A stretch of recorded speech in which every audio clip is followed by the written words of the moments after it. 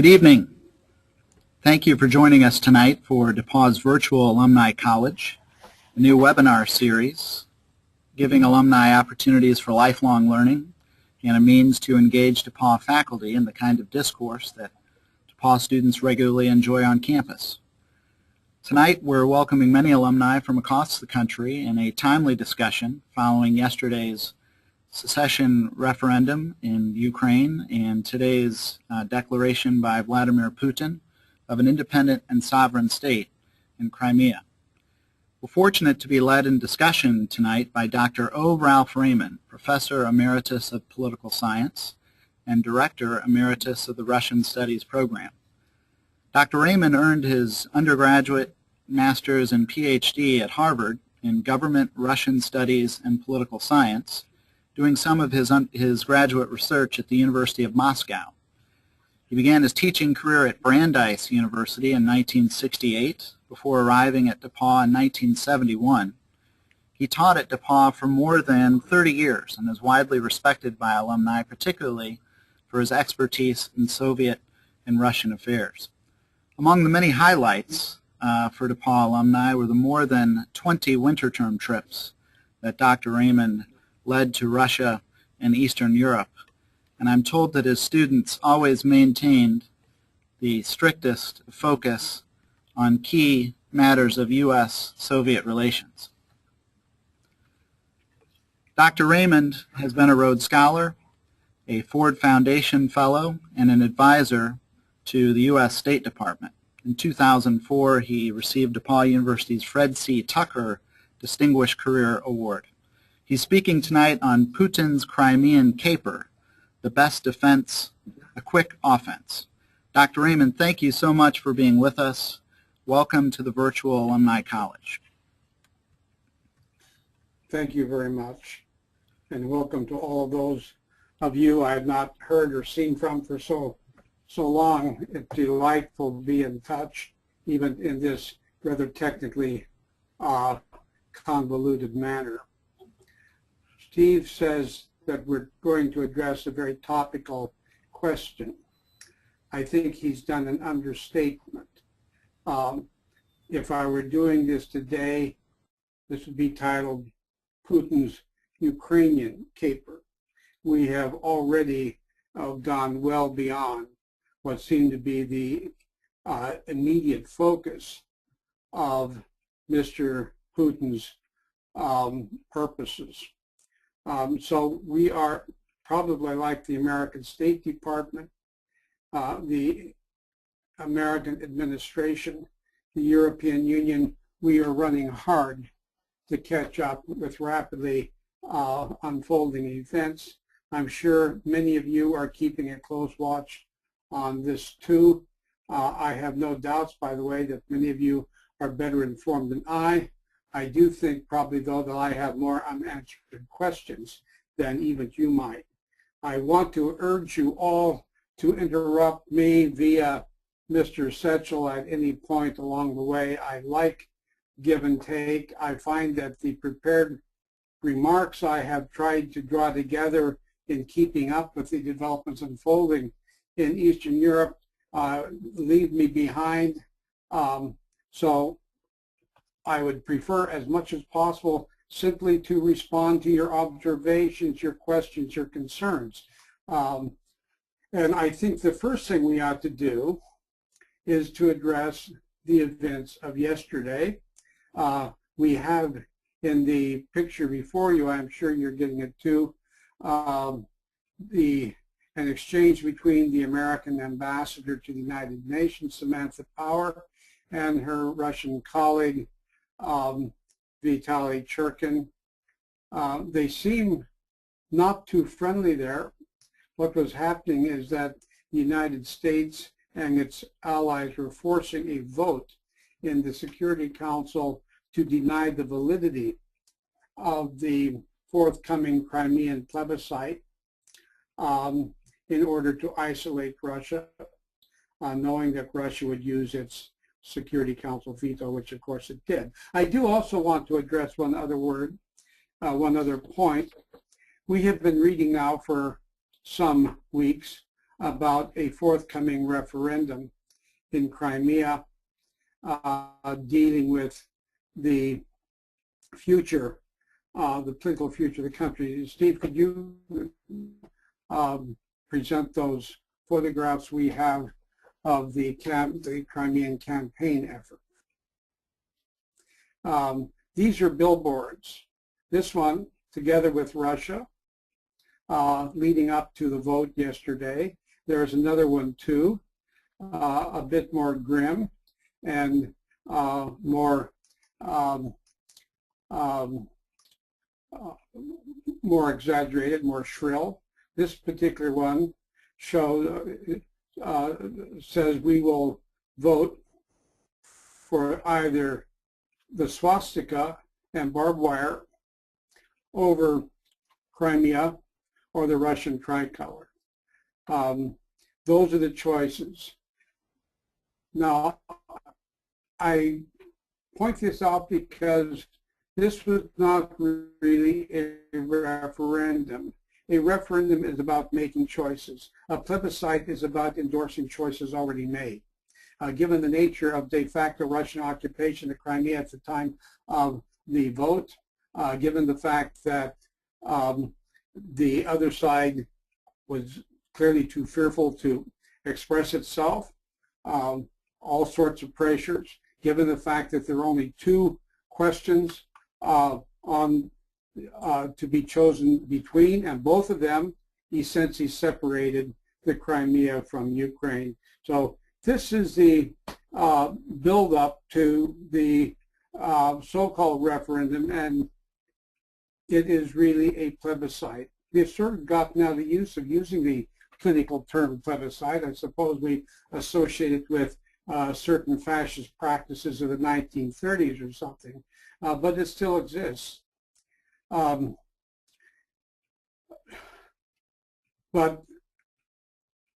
we are dealing not only with the charge of fascism on the Ukrainian side, but we are dealing, as this particular slide shows, with not only Russian national feeling, Russian cultural affinity, but neo-Soviet nostalgia. So taken together, the outcome of the Crimean plebiscite, the figures seem to be something like 83% voted, 97% voted the right way. We are reaching Soviet plebiscitarian levels when you get like that. But not all Russians have supported the gathering aggression against the Crimea, and by extension, I'm afraid to say, in the next very short period of time against the Ukraine itself. Here is in Moscow 3 days ago, a huge pro-Ukrainian demonstration by Russians warning the Putin government hands off Ukraine. Didn't do any good, but at least it shows that there is sentiment in Russia against this type of assault on the very fabric of post-Cold War European international relations. Well, that's all I have to say about that, but I would pause at this moment and invite any of you to make any comments you might want to make about the Crimea and about its relationship both to Ukraine, from which it has just been detached. As Steve pointed out, President Putin has formally recognized not yet the annexation of the Crimea, but its independence as a sovereign state. I don't think there will be many other states following in that wake, maybe Belarus, maybe Armenia, But Putin's declaration of support for Crimean independence is going to be another way in which Russia will be isolated from the rest of the world opinion. Dr. Raymond, you do have a few questions that are coming Sure. in. Can you hear me okay? Very good, thank you. Okay. Andy Reith, class of 1980, asks, what are the rights of ethnic Russians in Crimea, Ukraine, for self-determination or some form of political representation?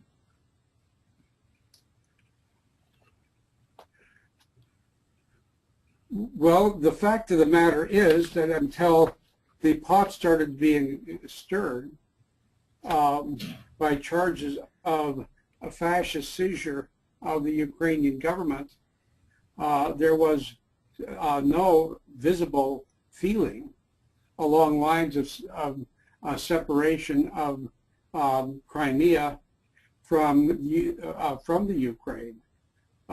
So I think that this whole move towards so-called self-determination, which is a lovely Wilsonian concept, has been spurious and based upon a paroxysm of artificial paranoia whipped up from outside the Crimea by the Russian government for its own purposes.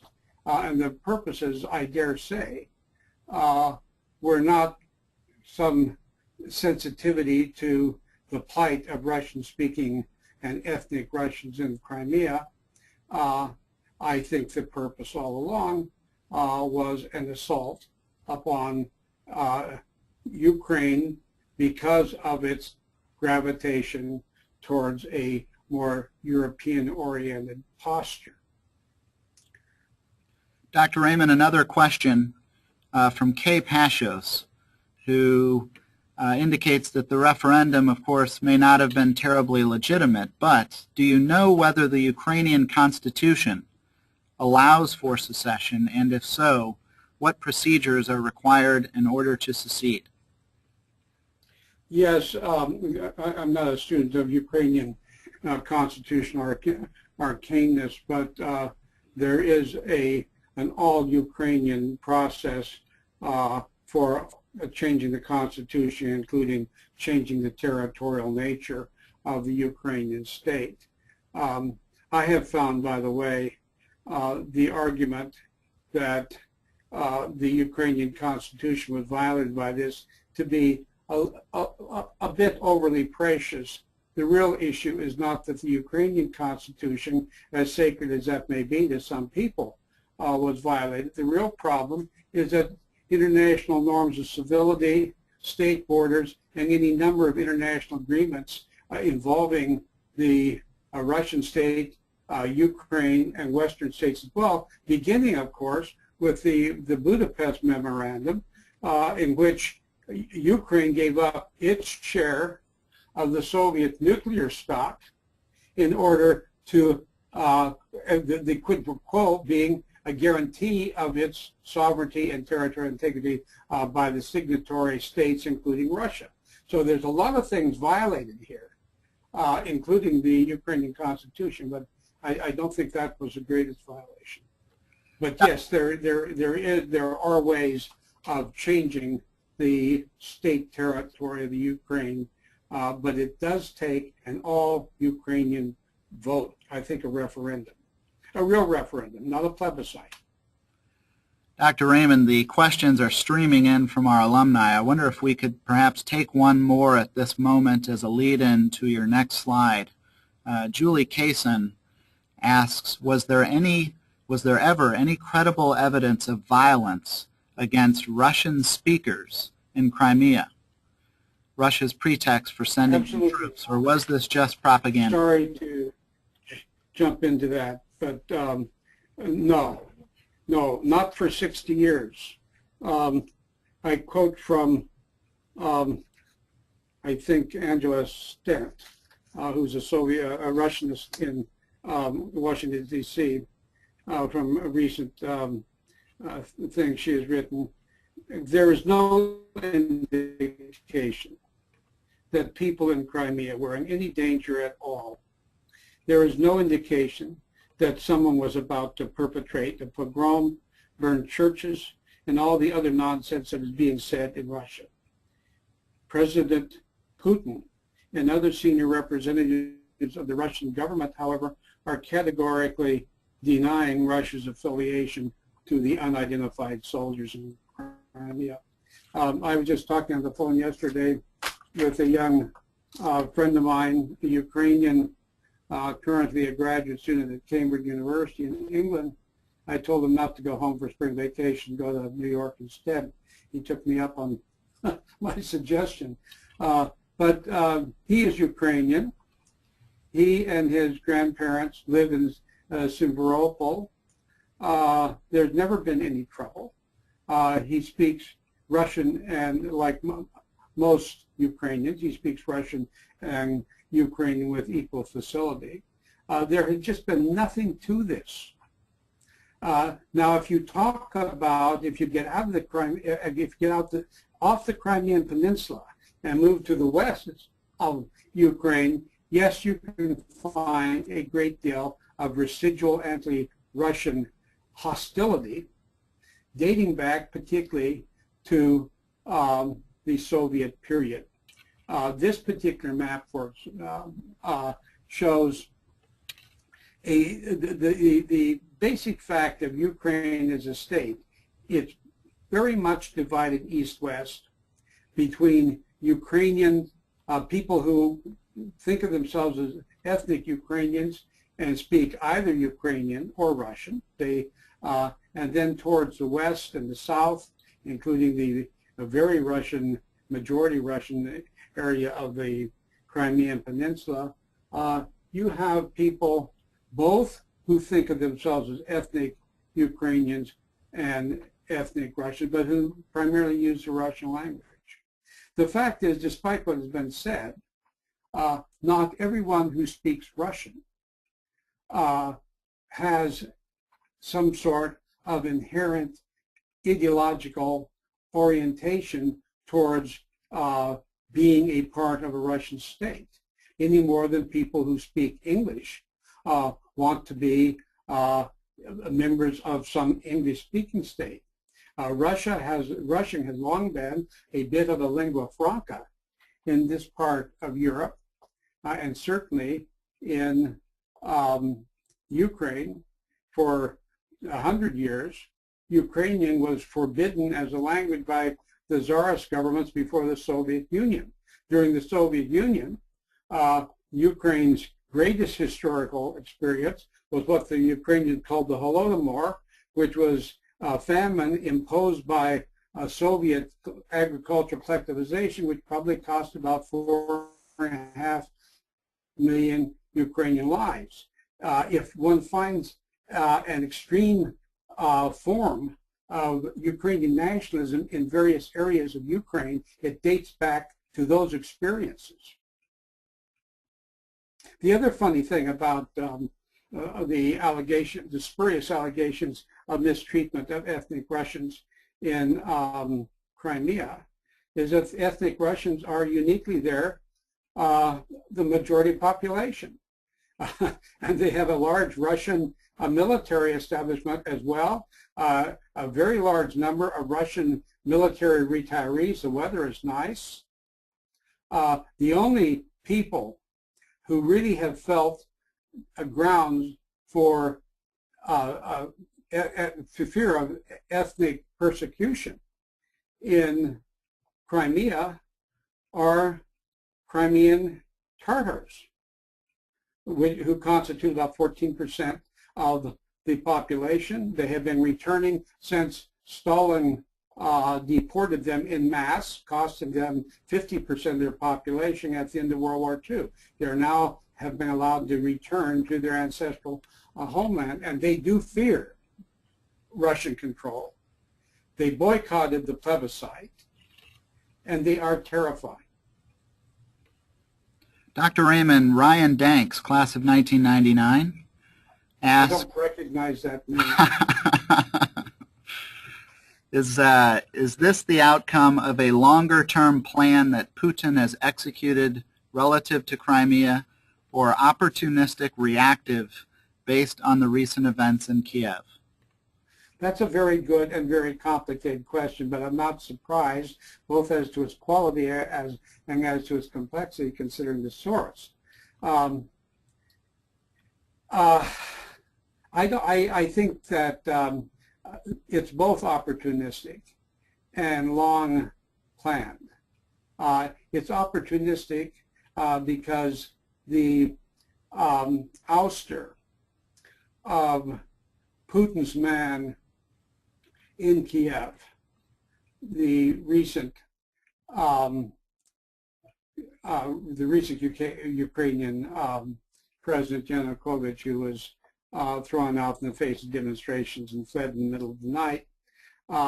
This was a tremendous setback to Putin, and one he didn't expect. He was able to bludgeon Yanukovych not to sign a trade agreement with the European Union that he had negotiated. And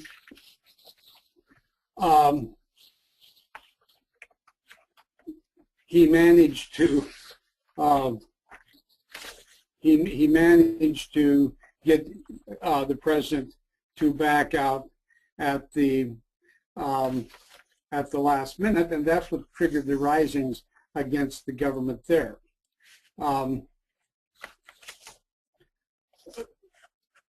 The reason why it was such a great blow to Putin is because he thought he would be able to pressure the Ukraine into joining a Eurasian economic union, which would include Belarus, Russia, Kazakhstan, and a number, hopefully, of the other former Soviet republics. This was a part of Putin's grand Eurasian design, sort of a neo-Soviet nostalgic attempt to create a Russian hegemonistic, multinational, Slavic-based state that would essentially be sort of a Soviet Union redux without some of the communist characteristics. So that has been a long-term and continues to be a long-term goal. The collapse of Yanukovych's government was a tremendous setback. This is why I would title my talk, if I were giving a talk, as a quick defense. The best defense is a quick offense. With the collapse of the Yanukovych government, and much of Putin's hopes went up in smoke. But he didn't take that as a defeat. He took it as a trigger for an assault on the weakest part of Ukraine, namely the Crimea. So I say you have a complex question. I hope that's not too complex, but an adequate response.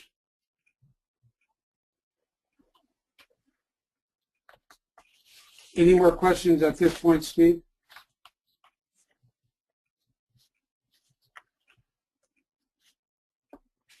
Steve, have I lost you? I'm back, Dr. Raymond. Yes, you have many questions. Okay. Let's see. Keith Sanborn asks, is Putin using the same strategy Milosevic used in the 1990s to rile up Serbians against their then fellow Yugoslavs? Well, certainly there is a similarity in that hyper-nationalism, nationalistic fervor has been appealed to both by Milosevic. And in Milosevic's case, he resorted to that because Marxism-Leninism, which had been the Yugoslav state ideology, was becoming increasingly tawdry and unbelievable by the 90s, and he was thrashing about for an adequate substitute upon which he could base the legitimacy of his regime. Greater Serbian nationalism was a substitute, but that meant challenging the federal nature of the Yugoslav state, and first of all, the Kosovars, this Islamic pocket of people going back to the Ottoman Empire, who lived in what the Serbs considered to be the origin of their civilization. So yes, in that case, there's a lot of whipping up of the of nationalist fervor, and in the case of Putin, as he's whipping up Russian national hysteria by shouting fascist at the Western Ukrainians, he's essentially appealing to the same type of sentiments that he claims to be opposing. Going back to that previous question that Brian Danks asked, I have a quotation here. I have trouble finding it. It comes from James Scher, who is a Russian-Ukrainian specialist at Chatham House in London. The scenario is this: the European Union, after several months of negotiations, have just signed on to an economic agreement with Yanukovych. I think Yanukovych went along with this because he realized there was a great deal of pressure throughout Ukraine, including in the eastern parts, particularly amongst younger people, to become closer to the European world. This, as I said before, shattered Putin's need to have this very important Slavic state as a part of this neo-imperial construct that he had long-term been working on. And so he confronted his man in Kiev, and this is what Scher says happened in the meeting. I'll read it. Putin effectively said to Yanukovych that if he signed the European Association Agreement, he, Putin, would break every bone in his body. And he showed him how he would do it.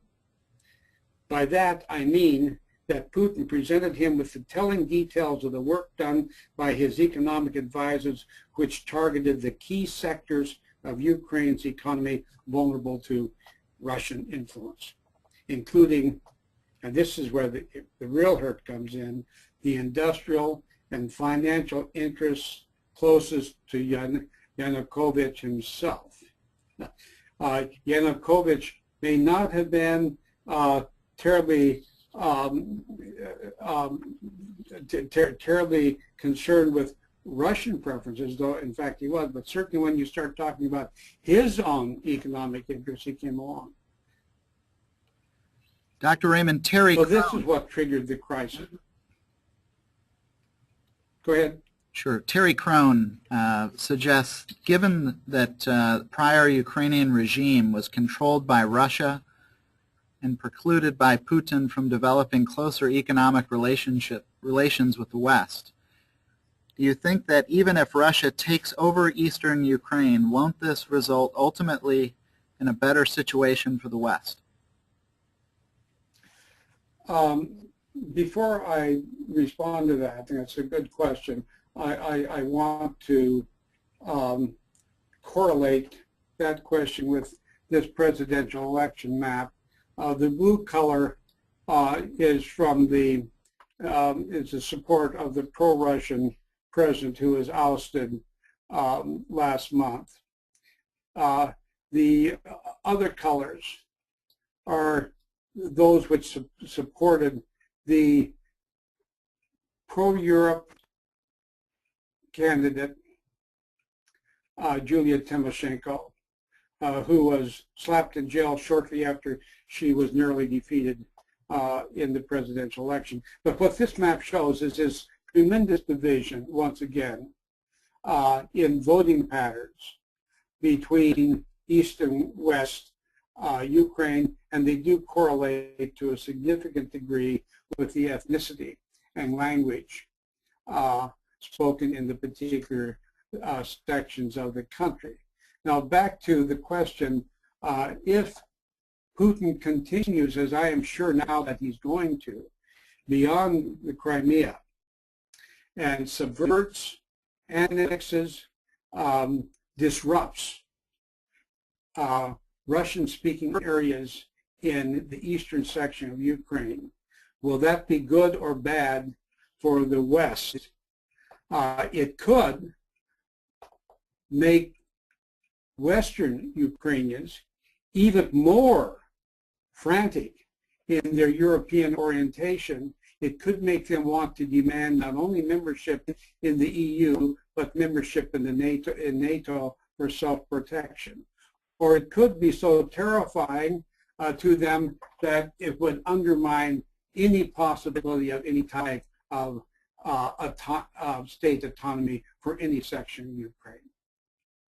So it's sort of, I think that my own sense of what is the most likely thing is that there will be pressure put upon eastern Ukraine, but it will not be detached like Crimea is being, but it will lead to a Soviet-imposed confederal structure between eastern and western Ukraine. Ukraine would retain its fictional sovereignty as a state, but it would be totally subordinate to Muscovite hegemony. I think that's probably the safest way for Putin to get what he wants without really confronting in an even more dangerous way the Western alliance structure.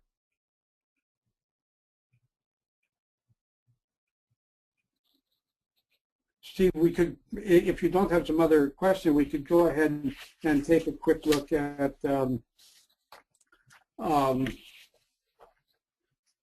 some other maps to demonstrate further the correlation between voting patterns,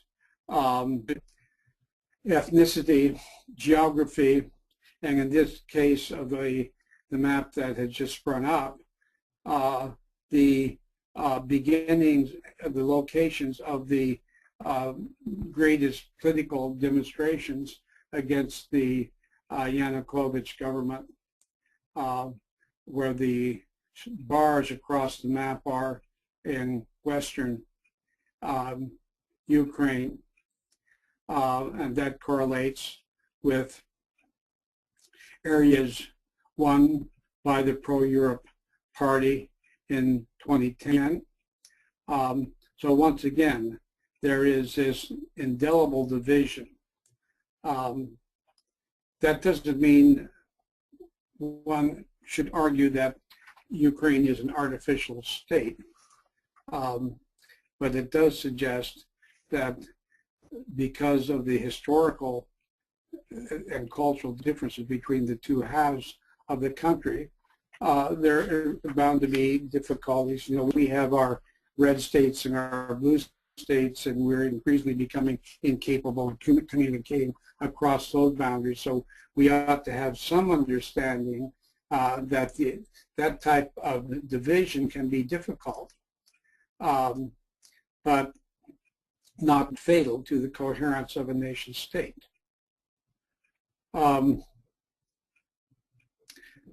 I wonder if anyone has bought into the argument or is curious about the argument of the allegations of fascist support for the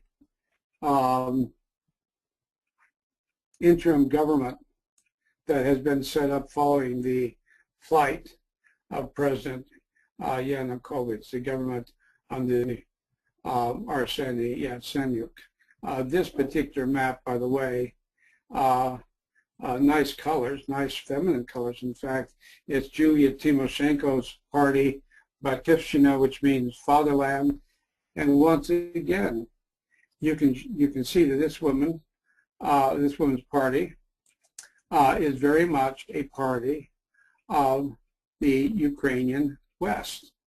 It's more nationalistic. It's more conservative. It is more Ukrainian. It is more Catholic or Ukrainian Orthodox as opposed to Russian Orthodox.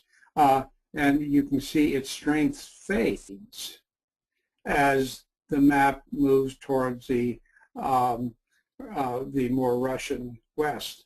There's a couple of other parties. This party right now is the chief party in the current coalition government, the current interim coalition government, and Yulia Timoshenko herself, the unsuccessful presidential candidate 2 years ago, who was subject to what can only be called a political show trial and thrown in jail.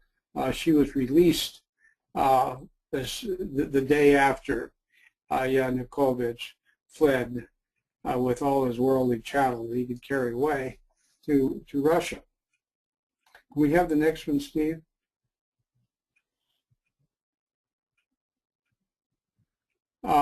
This is another current coalition party. You can see the Ukrainian trident, which is an ancient Ukrainian emblem and the emblem of the current Ukrainian state. Trident as in something Neptune would have carried, because Ukraine borders so many seas. It used to think it bordered the Baltic. I'm not sure it ever really did. But Svoboda, the Freedom Party, is a right-center party, and its general ideological nature and historical background has given some fodder to the charge of hyper-nationalism and fascism from the Russian propaganda mill. It has had a very strongly nationalist past. It really grows out of the post-Soviet, post-World War II wars between Ukrainian nationalist partisans who fought against the not only the reestablishment of Soviet power, but the extension of Soviet power into those Ukrainian areas which previously been part of Poland. That conflict between what was then called the Ukrainian Insurgent Army lasted as late as 1953 before the Soviet Union was able to totally snuff it out. So this is really a throwback to that period of hyper-nationalist anti-Sovietism. But it's a party which has become increasingly tame. We see the two party emblems of this party, Steve. This is the current emblem of the Freedom Party, the All-Ukrainian United Freedom Party. I rather like the hand there, the three fingers extended once again, recalling the Ukrainian trident. Let us compare that with the pre-2001 emblem of the party. What does that look like to any of you?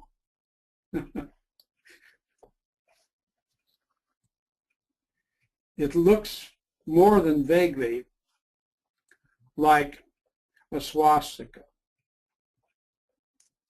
It is something in Germanic heraldry called the wolf's angle, which relates back to some sort of medieval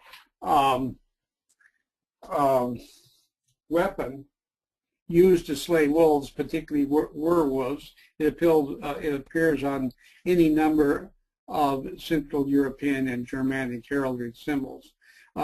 This particular one was chosen, I think, probably originally because it does suggest a swastika, because there was a short period of time of cooperation between ultra-nationalist Ukrainians when the Nazis invaded Ukraine.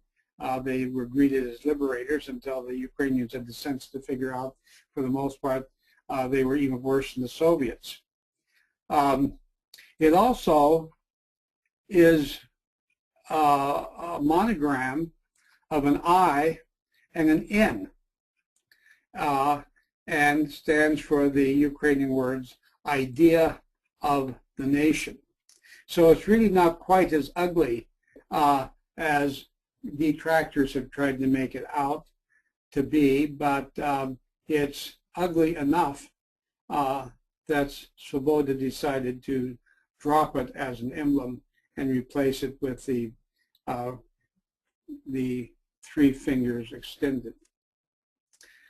The point is that there is a kernel of truth in the charge that elements around the coalition government on the right and elements involved in the demonstrations against the pro-Russian and very corrupt Yanukovych government have ultra-rightist and even fascistic tendencies. There's one in particular that is often held up as characteristic of all of the new Ukrainian government. It's called right sector, and it is it has a penchant for wearing black uniforms. It was very important in the fistfights and disorders the demonstrators directed against the police during the demonstrations against the Yanukovych government. But this particular formation gets less than 1 or 2% of the vote. But it's a convenient bludgeon to beat the rest of the government with.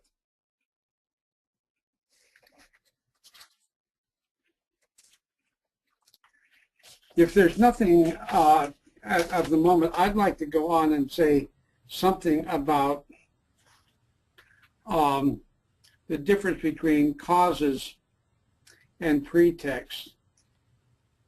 For the past few weeks, we have heard how here's some civic-minded Russian patriots beating a Ukrainian fascist, I suppose. You can tell these are Russians on the beating end and a Ukrainian on the receiving end, though I'm sure you could find very similar pictures the other way around after the disorders started breaking out. But even though the disorders were fomented, Russia has been bussing toughs into eastern Ukrainian cities for some time. You can tell these are Russians giving the beating because of the man to the extreme right of the photograph, who's dressed in a Cossack uniform and is wielding what is called a knout, a whip. This is sort of an official vigilante phenomenon that Putin is particularly fond of, dressing peacekeepers, quasi-official peacekeepers up as if they are Cossacks who were most feared during the Tsarist period as forces the government could hurl against striking workers, very useful in organizing pogroms against Jewish villages and so on. It's a rather ugly picture. I wanted to say that we have heard so much about ethnic distinctions. We have talked about it here. We have talked about the language differences and whether there is a correlation between language and political outlook. We have talked about clashing ideologies and differing historical memories. All of this is the stuff of debate. All of it is important to look at if one is to understand Ukrainian conditions. But mostly what it's been the last few weeks is grist for the Moscow propaganda mill. These interesting phenomena, these politically important phenomena, are more often than not drawn out as window dressing, smokescreen, and alibi for an ulterior agenda. Someone asked before, were there problems of persecution and discrimination facing Russian speakers in Crimea, where Russians are a majority of the population? The answer, I think, is a categorical no. But even if there were that type of discrimination, I think it was no more a factor in causing the current crisis in Crimea and now extending into Ukraine than, say, Hitler's tender regard for the Sudetendeutsch was the cause of the destruction of the Czechoslovak Republic in 1939. German speakers outside of the German Reich made very convenient and at times even morally compelling foundations for an argument that we have to support these poor compatriots who find themselves across the state border in a foreign land and are being mistreated. The other thing one has to say about this is that there are 25 million ethnic Russians outside the Russian Federation living and speaking Russian in any number of states that previously had been a part of the Soviet Union. What Putin has done is to raise a standard which would allow him, if the world accepted it, to go in at any point he found politically convenient under the guise of protecting things Russian. Someone suggested he might even be landing on Brighton Beach. The Russians still refer to the borderland republics of the former Soviet Union as the near abroad, even though they all have sovereign, internationally recognized state structures. Some of them are members of NATO, some are not. Nonetheless, the term the near abroad suggests that there is a continuing neo-imperial aspiration for some sort of at least hegemonistic control or influence over these states. Henry Kissinger, a couple of weeks ago, had an article in the Washington Post in which, on this developing crisis, in which he said that his solution would be for some sort of guarantee that Ukraine never become a part of the North Atlantic Treaty Organization. Tom Friedman has said that he thinks the greatest mistake made by the Western allies was to extend NATO towards these frontiers of Russia following the collapse of the Soviet Union. So many member states of NATO now, the Baltic states, Poland, Czech Republic, Slovenia, Slovakia, I should have said, Hungary, Romania, Bulgaria. These are all part of the old Soviet Imperium. Why were they incorporated into NATO? Was that a mistake? I would say that quite the contrary. The experience that the Ukrainians are trying to deal with now indicate the wisdom of having earlier brought the protection, the protecting mantle of NATO, certainly to the Baltic states and Poland, in anticipation of a future resurgence of Russian strength and ambition, which is exactly what is now occurring. So I would say this particular development is argument for NATO, not argument against NATO.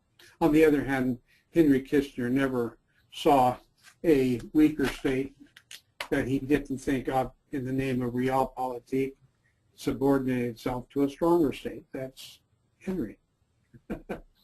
Dr. Raymond, I'll jump in with a question from David Koppel, who, related to your last comment, asks, what can the West do specifically, absent significant economic disruption to Europe via sanctions, to dissuade Russia from further incursion? Does Western, defined European and American, lack of will give Putin license to push the envelope? If I had an answer for that very probing question, I'd probably be on the phone to the White House.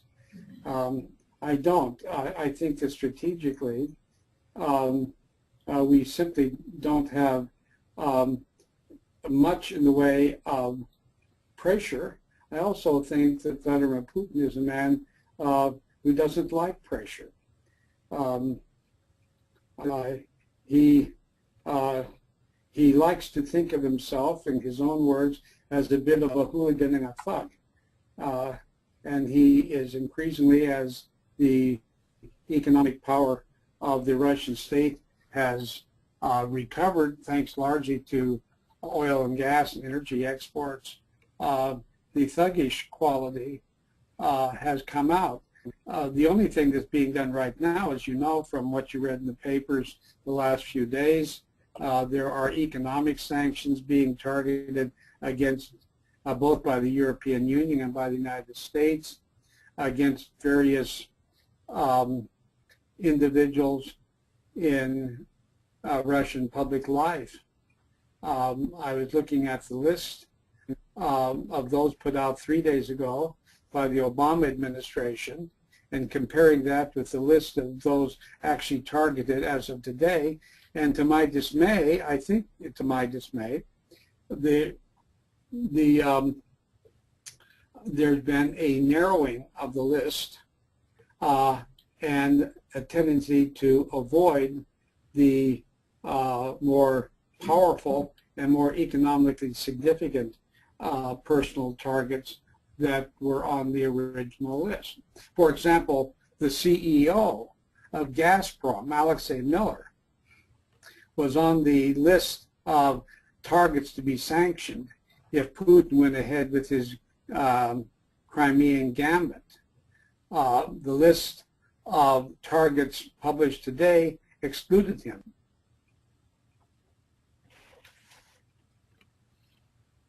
Dr. Raymond, you mentioned Yes. some of the targets for sanctions in Russia. Stan McCoy, class of 1993, asks, how do you think Putin will respond to U.S. and European sanctions? How great is the risk, if any, to U.S. companies and individuals doing business in Russia?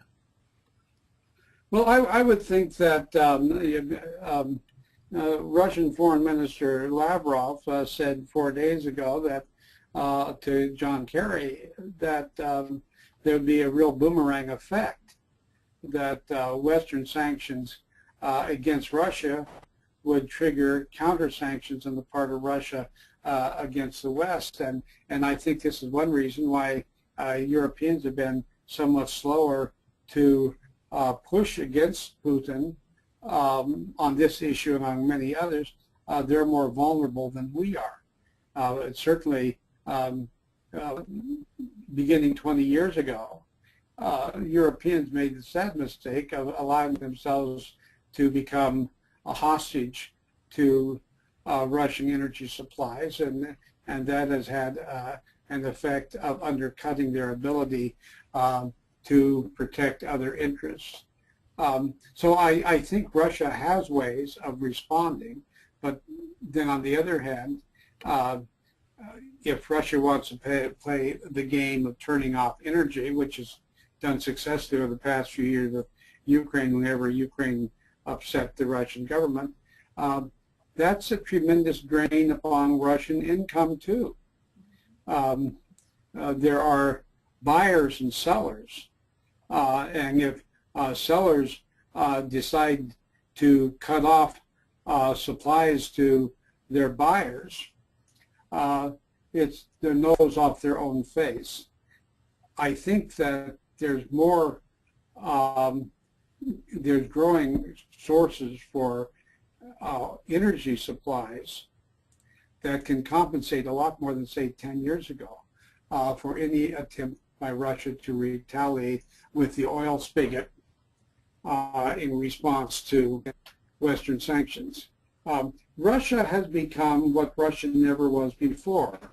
It's an integrated part of the global economy.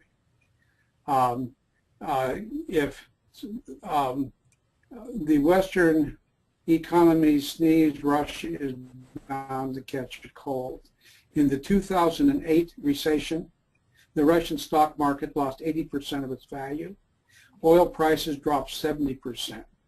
The Russian economy as a whole tumbled by 9%.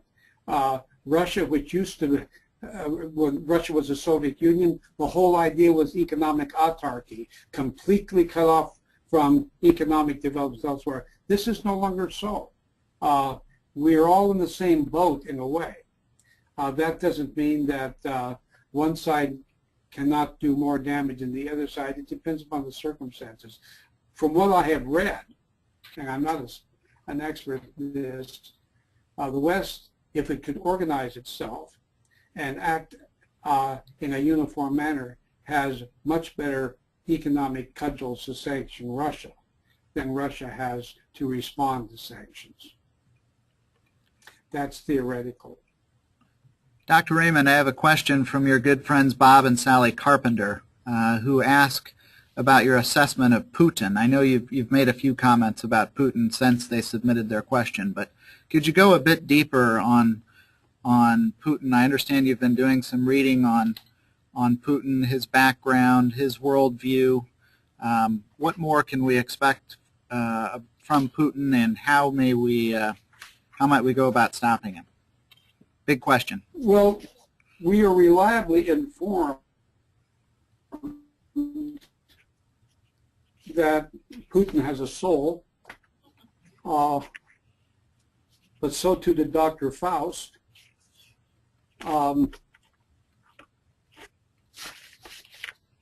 Putin was a hard-scrabble kid raised in a communal apartment in a tough post-war Leningrad neighborhood.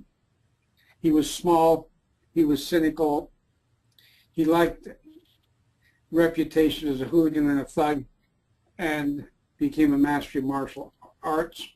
By the age 16, he wanted to join the KGB. They told him he was too young, go to law school. I think the KGB helped him get into Leningrad State University, did a law degree, and as soon as he stepped out of law school, they approached him and hired him. He didn't have much of a stellar career. He was, I think, underperforming, mediocre as a KGB officer. He got sent off to provincial East Germany to shuffle papers and spy on the occasional Western tourists who happened to wander through Dresden. But what he did do, he developed a lifetime loyalty to two things, and I think these are the only precious things in his life. One was to the KGB as an institution because he found his identity there. The other was to Russia as a superpower, as a multinational superpower under Russian domination, and that, of course, was what the KGB was supposed to be fostering and protecting. He was never a communist, really. He is remarkably non-ideological agnostic, but he's never lost his sense of identity to the forces of law and order, a phobia for any sort of destabilization like the Rose Revolution in Kiev in 1994 or the other colored revolutions in other peripheral states formerly part of the Soviet Union. He is a law and order type. He's authoritarian. He is developing an increasingly messianic sense of his own role in redeveloping the superpower nature.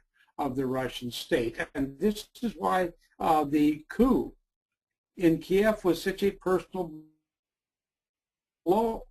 This is why it was such a great defeat that ripped the Ukraine, which is the other great Slavic state, ripped Ukraine out of this construct, this Eurasian construct that he is creating or wanting to create. And this is why the only thing he could do was to tuck his tail and run or to strike back. And he struck back.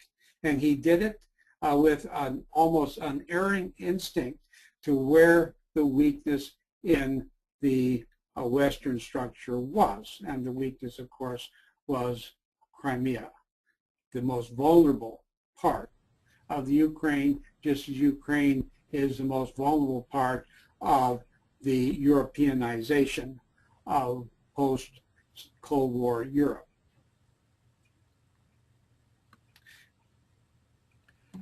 He also likes going around without shirts and wrestling with sedated tigers, finding ancient Greek amphorae in Greek shipwrecks, planted there for his pleasure.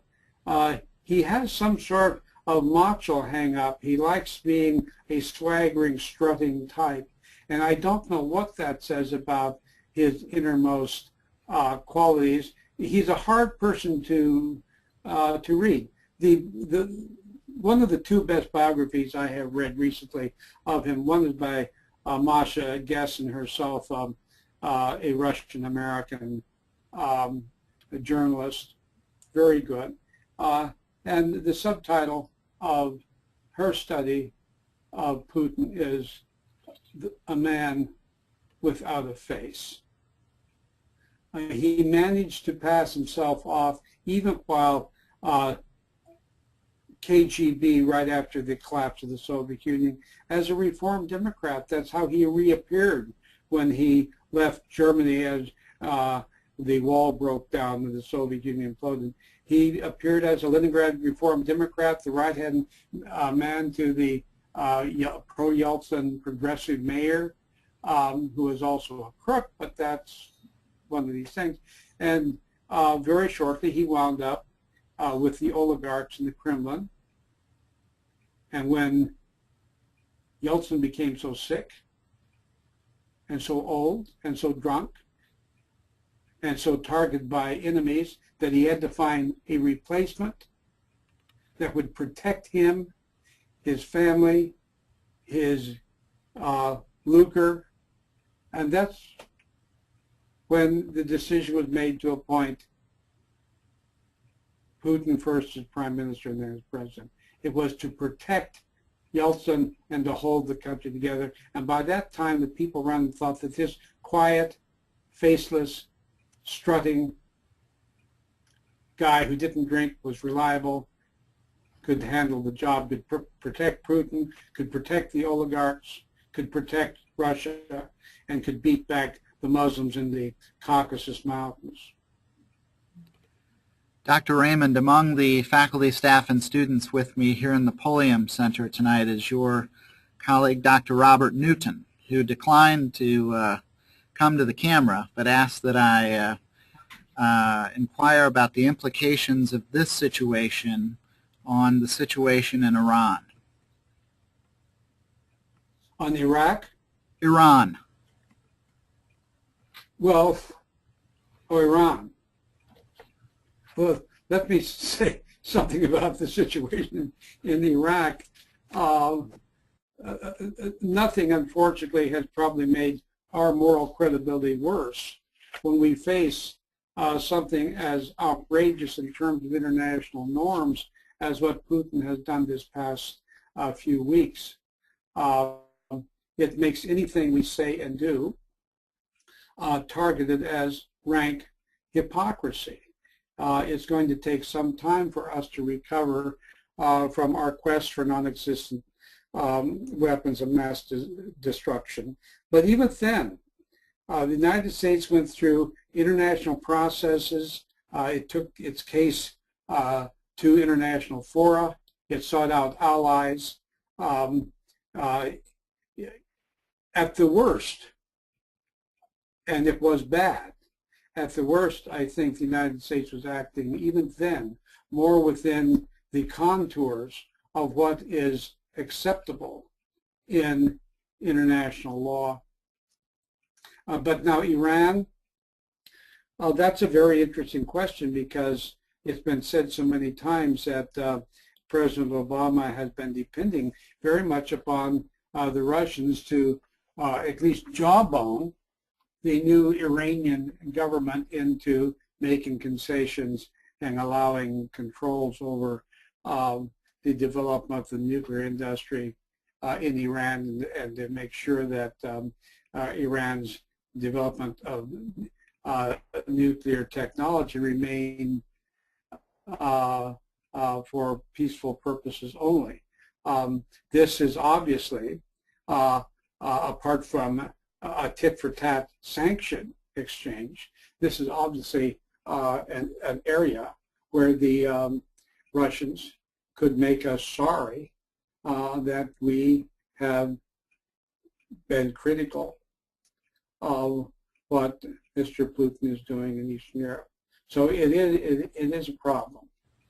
And Russia, I think, has always been a rather reluctant partner, though nonetheless an important partner in dealing with Iranian nuclear technology. After all, so much of Iran's nuclear technology originally came from Russian scientists. Anyway, they've always had a close ear on the ground there. Dr. Raymond, a question from Angela Tlistenko. Forgive me if I'm mispronouncing that, but that's a lovely Ukrainian name from Lviv, I believe. I hope I didn't angle it too badly. Hi, Angela. She says, Dr. Raymond, this is Angela writing, class of 1999. Good to hear your keen analysis. I was in Kiev during the most recent events, where I volunteered at the National Resistance Headquarters in mid-January 2014. Much has changed since those days. Much bloodshed has occurred, and yet the Ukrainians have prevailed to the great disappointment of President Putin.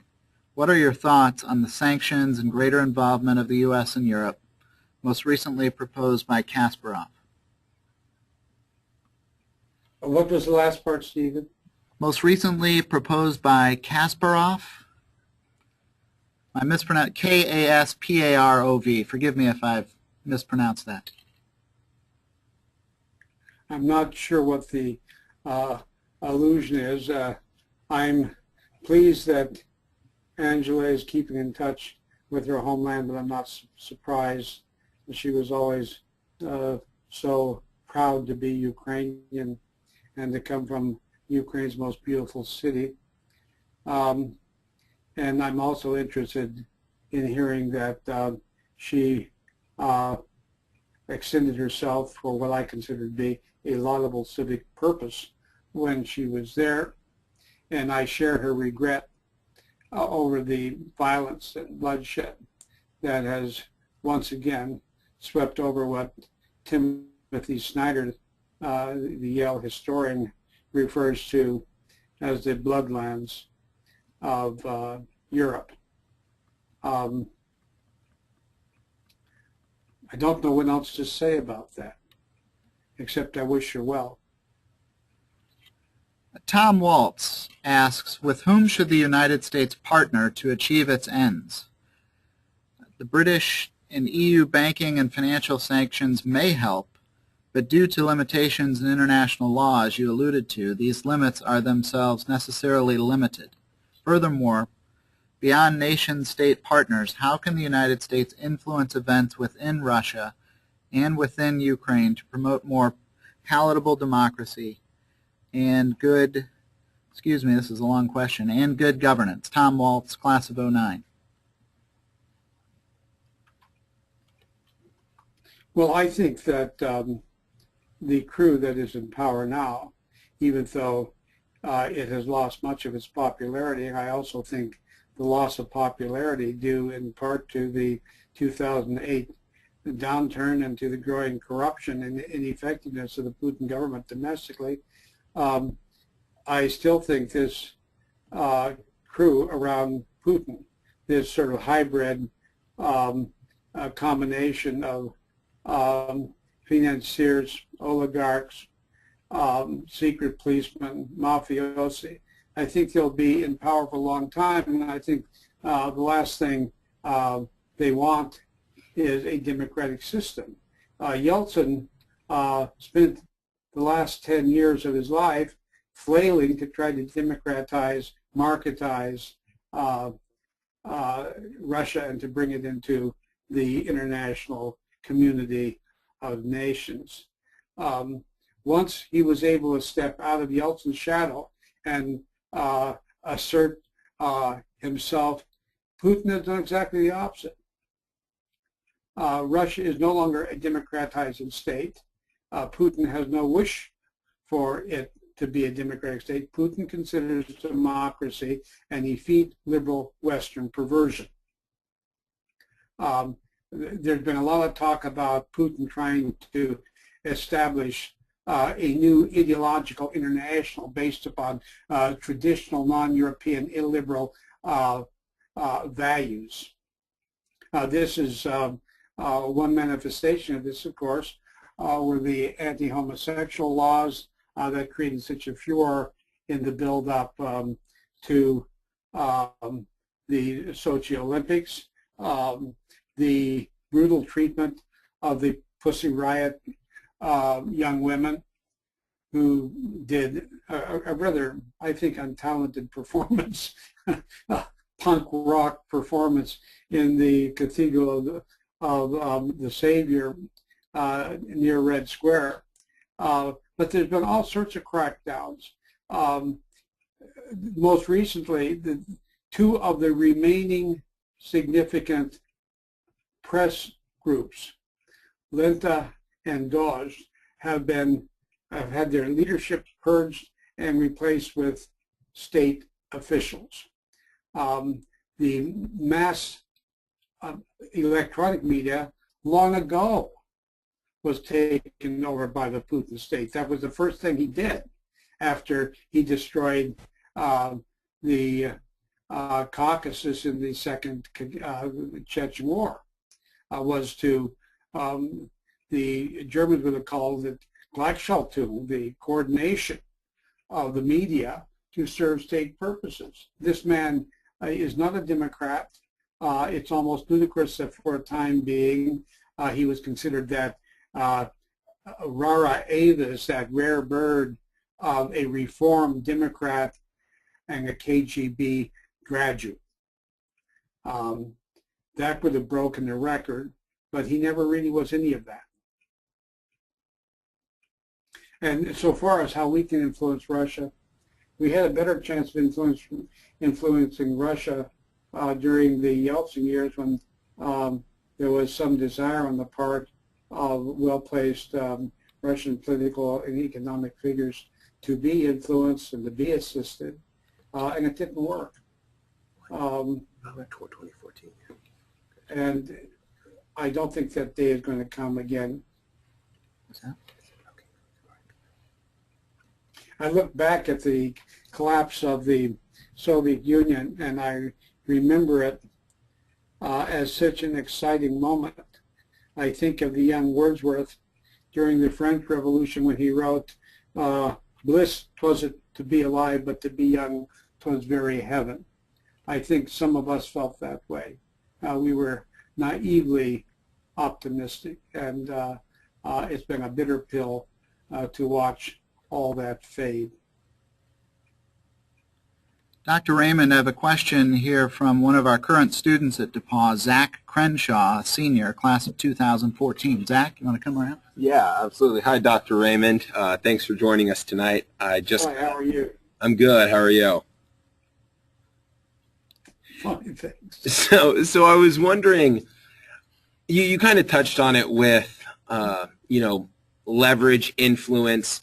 How do you think all of this ends, and does Putin respect President Obama enough to actually listen? Does America have enough leverage that would force Putin's hand enough that more so than his desire to, control Crimea and, his desires there.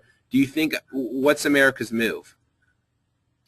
Well, you say, does Putin respect President Obama? I keep reading, and this seems to be a bit of a refrain, I keep reading that Putin holds just about every world leader in utter contempt, with the possible exception of Nazarbayev of Kazakhstan. He really doesn't have a high regard for other people. He's a supreme cynic.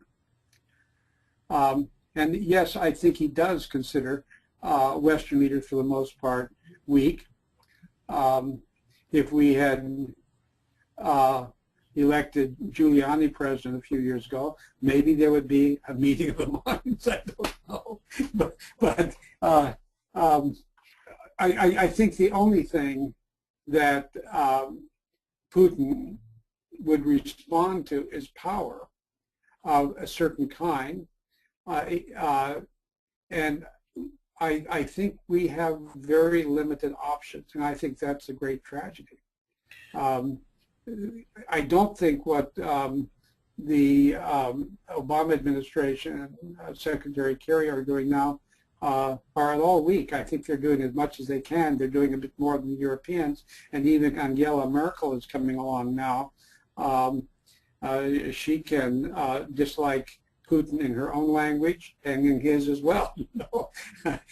And he seems to be not buckling at all. I expect within the next 2-3 weeks there will be Russian troops with or without insignias in Donetsk and Lugansk and Kharkiv, in the major cities of eastern Ukraine. I think he is determined to break the back of Ukrainian power as a sovereign state. Great, thank you. Should we take another question from our alumni? And then I have Dr. Calvert who would like to pose a question here at the Podium Center. But Anna Murray asks about the Tatars of Crimea. And you mentioned they fear Russian control. Why is that? Can you tell us more about that? Well, like many of the peoples of South Russian Caucasus, particularly those who came out of an Islamic tradition, they have been exposed to genocide during the imperial period and during the Soviet period. Joseph Stalin exiled 6 or 8 Caucasian and South Russian non-Slavic nationalities from 1943 to 1944 under the charge that they had cooperated in some way with the Germans when the Germans were occupying the area. Given the monumental quality of Stalin's paranoia and suspiciousness, I doubt if there was that much cooperation. And in any case, children and wives were all transported by boxcar to Central Asia and literally dumped. The total population of Crimean Tartars collapsed by 50%, probably 400,000 deaths in that horrible experience, and they were not allowed to return to their homeland until the late 1980s. And by that time, of course, Slavs, particularly Russians, had replaced them. You wonder why there's a majority Russian population in Crimea. It's because the original population, the Tartars, had been forcefully exiled, genocidally exiled. And they haven't forgotten that any more than Ukrainians have forgotten the Holodomor, the great famine that I mentioned before, that cost millions of Ukrainian lives, starvation, cannibalism, and all that time Stalin continued to extract agricultural produce from Ukraine and never let a single truckload of grain into the Republic. Stalin didn't like Ukrainians. He had a bias against them. I think probably it was because traditionally Ukrainians were a little bit more individualistic when it came to their agricultural system than were Russians, who had ancient collectivistic tendencies. Dr. Raymond, we have about 10 minutes left, I think, but I'd like to give Dr. Robert Calvert, your political science colleague, an opportunity to ask a question of you. And my old friend. Hello, Bob. Hello, Ralph. I'm delighted here to... How are you? I'm fine, thank you, and yourself. I'm delighted here that the camera has not broken by having me on it. And I'd also like to note that you are... Are we having a bit of a technical problem? I think we're okay. I've just turned the camera slightly to get on Dr. Okay. Calvert here. I also want to note that you are much better dressed than I am, but there's nothing new about that. Okay. Finally, my serious question... We're breaking up. Steve, I'm having a technical... Okay, go ahead. It's a little bit better, Bob. I'm just not touching. Sure. Now, my serious question. This is a variation on questions that have come to you before, and I'll try to put it more directly in the following way. Supposing Putin were talking with some very serious and practical-minded advisors, and one of them would say to us, please tell us, sir, nostalgia aside, as far as the old Soviet Union was concerned, and hyper-jingoistic nationalism aside, what practical ways will what you're doing in Ukraine benefit Russia?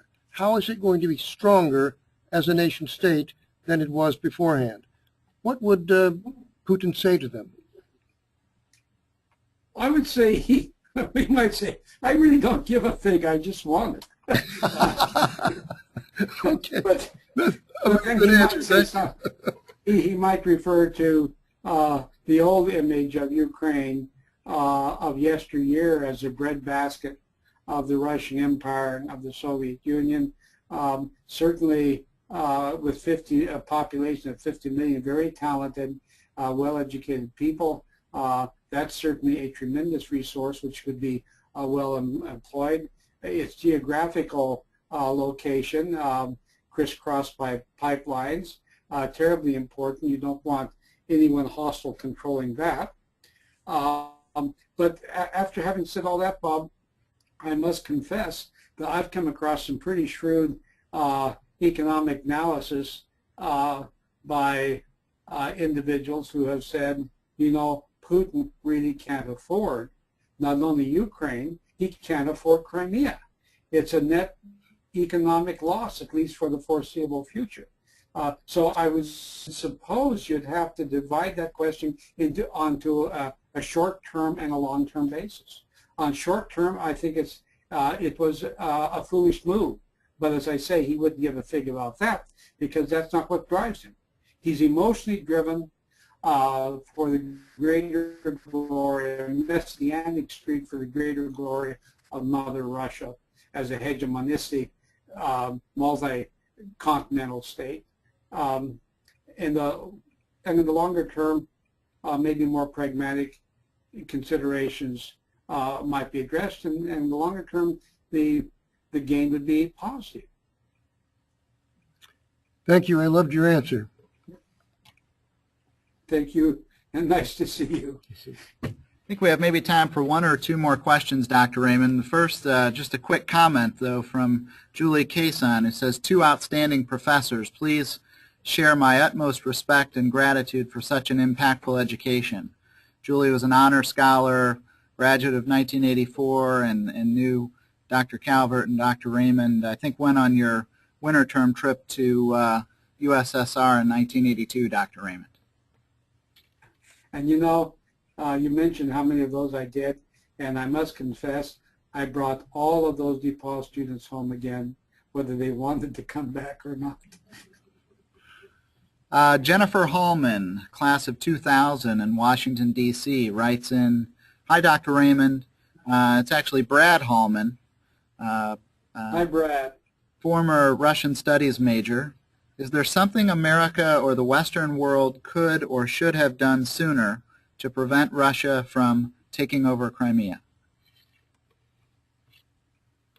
Yeah, I think so, but you know, hindsight is such a wonderful luxury to have.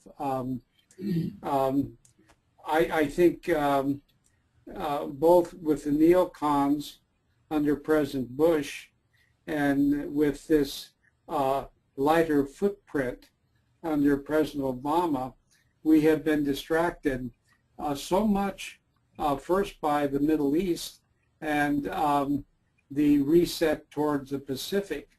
And we thought, with a little bit of reset with Russia when Medvedev was president, we thought they were coming along. It's amazing how Putin was misread. So I think we did drop the ball.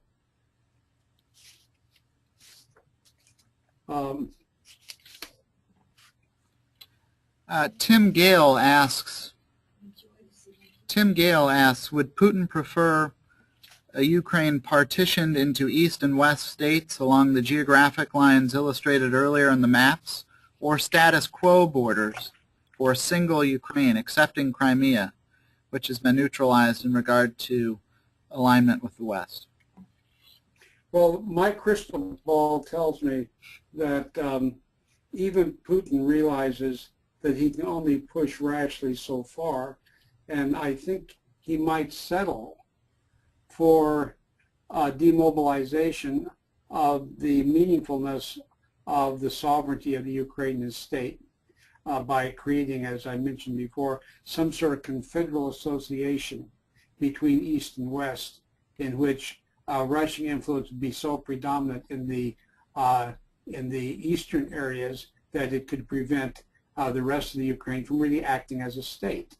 In other words, a fictional sovereignty in which he wouldn't have to run the risk of actually further altering territorial borders. That's always a dangerous thing for a state to do. So that's what I would anticipate. But certainly, someone was saying the other day that maybe since he really got shellacked when Yanukovych was thrown out of power, maybe Crimea was just going to be a consolation prize and he would stop at that. That was overly hopeful. I don't think he's anywhere near stopping. Last question, I think, from Andy Reith. If Putin can ignore the West without consequence, is there a role for military intervention, particularly if that's the only language Putin understands? No, and not even John McCain or Lindsey Graham favor that. Maybe not even Ted Cruz. So Russia is still a major nuclear power. On top of that, we would be fighting on their terrain. Just doesn't make sense. It doesn't make sense in a pragmatic way, and it certainly doesn't make sense in a human way. Dr. Raymond, there are many more questions. Perhaps I could send these to you for follow-up by email or phone. Many alums writing in, several. I would be happy to respond to them. Wonderful, thank you. Anna Murray is saying what a joy it was to see both you and Dr. Calvert. Elda Acevedo is saying hello to you. Many more questions that I'll pass along, but it has been a real treat to have the opportunity. Well, I certainly appreciate the invitation and the hospitality that you and the university have afforded me, and your patience with my long-winded responses. Well, I think we all learned a great deal. Thank you, Dr. Raymond, and I would just say to the alumni in attendance tonight, our next session in the virtual Alumni College will be April 21 at 8 p.m. Eastern with Dr. Andrew Hayes, a professor of communication and theater, who will be exploring the topic, Is Shakespeare Still Funny? So tune in on April 21 for that. And thank you again, Dr. More funny than Vladimir Putin. Thank you. Good night now. Good night and thank you.